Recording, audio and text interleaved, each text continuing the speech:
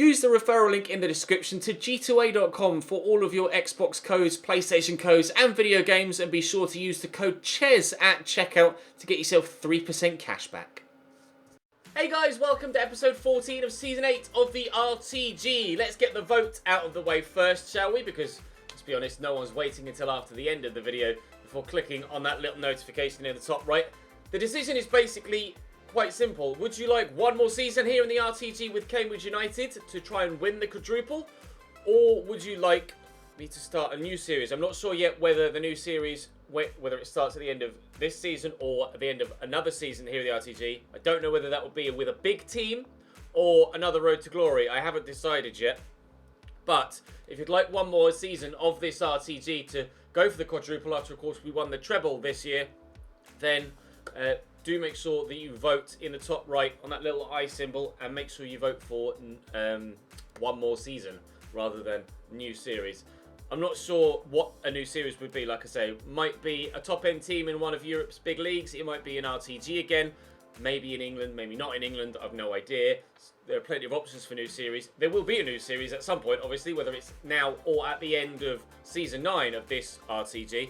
So it's a case of whether you want the new series now or whether you want one final crack at the quadruple with, of course, a handful new bigger name signings and some higher rated signings. It's entirely up to you.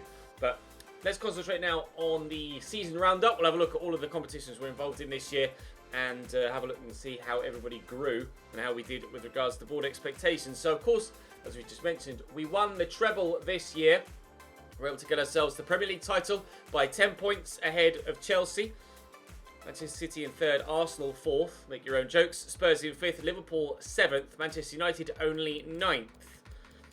Crystal Palace, Southampton and Nottingham Forest getting relegated. The Community Shield, we lost to Spurs at the beginning of the season, unfortunately, after winning the FA Cup last year. We did, however, win the FA Cup this year with a 2-0 victory over Southampton. And, of course, that was back-to-back FA Cup final wins. We lost in the final of the Carabao Cup. We were just one game of football away from doing the quadruple this season. Unfortunately, it wasn't to be. In the Champions League, however, after one of the most mental games of football I've ever played, we won 2-1 on penalties to give us the Champions League. It was a treble. Premier League, FA Cup, Champions League is the treble. So, very, very pleased with how the season went, although it could have been better, certainly. In the Europa League, we'll see who won on that particular competition, who will be joining us potentially in the Champions League next season. Is Manchester City winning 2-0 over Girona in the final. And there is currently a World Cup going on in 2026. England top of their group after one game with Colombia and Denmark and Russia both losing on the opening day.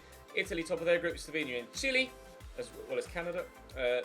Germany, Turkey, Venezuela and Australia. Argentina, Netherlands, India qualified for a World Cup, and Scotland, Portugal, Switzerland, Cameroon and Romania, with the Ivory Coast, France, United States and Finland in Group F.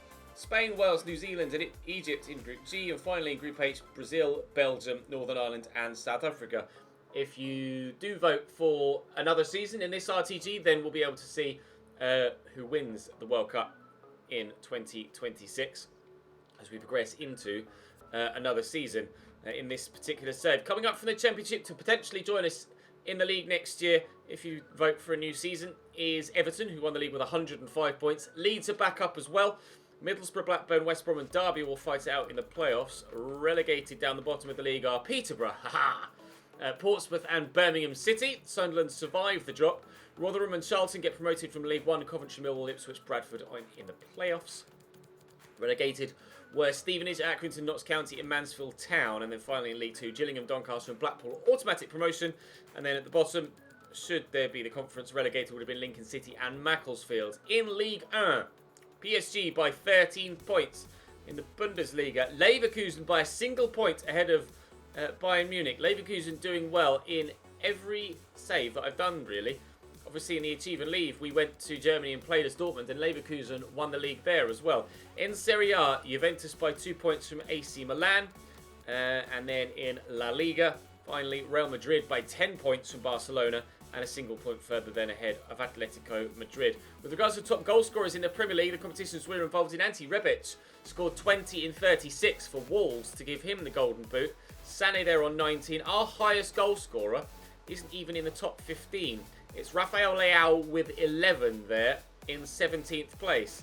Then it's Javier Morales with 10. And that's it. Just 2 goal scorers in the top 25, which just shows you how widely varied our goal scorers have been this season. We haven't had one guy scoring all of our goals. The whole squad has gotten involved. Assist-wise, Lookman with 8, Catrone with 8, Torreira with 7, Ziegler with 6, and that's it there. Then Golden Glove-wise, Pau Lopez dominating that with 19 in 32 games. Didn't play every game in the Premier League, but played the majority of them, and keeping a number of clean sheets. Could obviously have kept even more should he have played every single game. We've still got some money left, so that will be added to the budget for next season if we go into season 9, and obviously going all the way and winning the Champions League, and all the way and winning the FA Cup and finishing top of the Premier League. The budget next season would be astronomical, so we'll wait and see if you vote for season 9 if we go through and have a crazy ridiculous budget. We didn't do the youth development this season. Still, it hasn't updated that short-term brand exposure criteria from 3 seasons ago. Long-term wise, we're nearly there. Hopefully, at the end of this season, once we go into the next one, it will update and we'll have achieved that. No financial objectives. Domestic success: win the FA Cup, finish in the Champions League place. We won the FA Cup and won the league, and they want me to reach the final of the Champions League, and of course, we won it there as well. Only 86. You do the treble and your manager rating is only 86. Alright. How did everybody grow this year? How did everybody perform? That's the question. Pau Lopez, no decline from him, which is good. At 31 years of age, we might look for a new goalkeeper if we go into season 9. Dimitar... Oh, my controller died. Give me a sec. Right, back to his replaced. We'll continue. Dimitar Mitov, no growth from him, but no decline either. Green grew by 1 again. Not playing many games for me this year, just the 6. And not only keeping 1 clean sheet in 5 Premier League games, and kept a clean sheet in the FA Cup, so well done to him for that, but I believe that was against lower league opposition. Bradley Halliday down 1, unfortunately, although involved in the final game of the season where we lifted the trophy. Mukiele up 1 to 86. He was initially our starting centre-back until, of course, Eder Militao arrived. Jayden Bogle up another 2, despite not starting much this season whatsoever. Only 20 games for him this year. A number of those were simulated rotation games as well. Diogo Dalot, no growth from him. At 27 years of age, 85 rated. Would have liked a little bit of growth, to be fair. 17 clean sheets, only 2 assists from right back. Still very, very, very good player though. Elliot Bailey up 5 to 82 now. He's really starting to look like he's going to be able to play a big role for us next season. If you guys... just in the habit of saying next season, considering this is season 8. Of course, it depends on your vote. Victor Perella up another 3 this year to 86 as he continues to grow. Getrauda is up 1 to 77 at 25 years of age. Might as well be 87 for how he plays in game. Eder Militao up 1 to 88. That happened pretty much immediately after we bought him, I think. Lucas Henriksen went up 3 this season, out on loan at Arsenal as per January, I believe. Teo Hernandez went up 1 to 86 as well. Really, really good player at left back. Pleased with that signing. Cameron Lee's up 5 to 83. Looking like a very, very capable player. And Mancini's up 3 to 82. Again, looking like a very good player. It's just his physicals aren't quite as good as Cameron Lee's, but still a really capable left back. Lucas Torreira, he'll probably be sold next season if you vote for it, and we'd replace him in the starting lineup. Oscar Hill, 81 rated now. Suarez Garcia up another 2 to 82. Growing well. How many goals did he get this year? 10 in all competitions, although 4 of them came in pre-season. Toby Edwards up 3 to 83 at 21 years of age. Now growing really nicely. 95 acceleration, 81 sprint speed. Technically very, very good indeed. Tom Davies, 84 rated, no growth from him again this year. Minimal games played. 38 games played actually. I think the majority of those are substitute appearances. Patrick Turner up 4 to 81 rated. Lewis Baker up 3 to 82. The phone's ringing for some reason. That's an unknown number, so I'll leave it. Lewis Baker up 3 to 82. Still 5-star, 5-star. Still looks pretty decent. Adamola Lookman 86 rated, no growth from him, no decline from him. Only 11 goals and 11 assists from him this season. This isn't amazing. He certainly had a better year last year. Will Harrison, minimal football for him, but up 4 to 76 rated. Javier Morales up 3 to 89, continues to grow well. 99 acceleration, 99 sprint speed now, and 99 agility, as well as 99 dribbling and finishing and long shots. 94 ball control, 90 long passing, 85 short passing. He's incredible.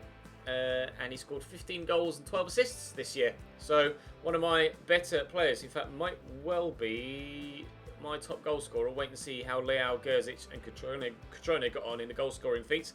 Mason Mount, no growth from him since we brought him in January. He played okay whenever he was on the field for me, but I wasn't really amazed by him. Herbert Ziegler up 2 to 87. Grew right at the end of the season to 87.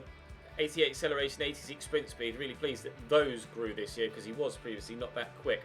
And he's decent in the right areas technically. Ball control, dribbling, crossing, passing, short passing at least, and finishing as well. So really pleased with him. He got 7, not more than Ziegler actually, more than Morales even. 17 in all competitions, although 2 came in pre-season, and to be fair, 3 came in pre-season for Morales as well, plus 8 assists. Really good season for Herbert Ziegler.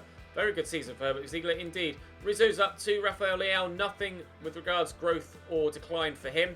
He got 22 goals in all competitions this year with 11 assists as well. Definitely then my highest goal scorer. Catrone grew by 1, I believe, up to 90. Indeed he did. Sprint speed up 1 to 94. Strength up as well. Finishing looking pretty decent at 90. Number of stats growing, and of course getting a handful of goals for us. 15 goals, 10 assists. And then Robin Gerzic grew by 2, again going up towards the end of the season. Physically is incredible, and technically not too bad either. Although finishing is still only 77. Finishing is still 77, but it is growing. Everywhere else is growing faster though for some reason, despite the fact that he's a striker. And 14 goals in 39 games for him and 7 assists. So no one really stood out as a goal scorer. Really, everyone kind of scored a lot of goals in a lot of different competitions, but sometimes you have like one guy that scores all the goals. Whereas this season we had Lookman, Morales, Ziegler, Leao, Catrone and Gerzic. We had 6 players all scoring double figures in goals. So a number of people performing throughout the season. Cooper's up 3 to 79. I forgot he even was a thing, to be completely honest, but growing nicely on loan at Lazio. And Dennis Adebayo, actually, did he get double figures for goals? He didn't. Just 7 and 6 assists, although, again, a number of those were substitute appearances, as, of course, Adebayo Lookman was my starting left-sided midfielder, but he does look very good, Dennis Adebayo. Financially, I think everyone's got full contracts. Yes, everyone has got at least 2 years remaining because I updated everyone's contracts. So that's the state of the save at present. If you would like me to do a 9th season, then do vote on the vote in the top right. If you would like me to start a new series, then vote in the top right as well. Of course, it might take a couple of days to, well, A, you'd need to vote again for what new series you want to see, and B, it might take me a little while to get thumbnails made, etc. So the new series, if you vote for it, probably wouldn't start for a few days, but I'd get it started as soon as possible. If you vote for a series, season 9 in this series, then I can start that immediately. So it's up to you. It's entirely up to you. Thank you very much for watching today. Hopefully you enjoyed. There was a Achieve and Leave episode uploaded earlier on today. So do make sure you check that out. That was the last, I believe, the last episode in that save on YouTube. It will now be moving across to Mixer. So do make sure you check that video out if you missed it. But for now, thank you very much for watching, and I will see you guys next time.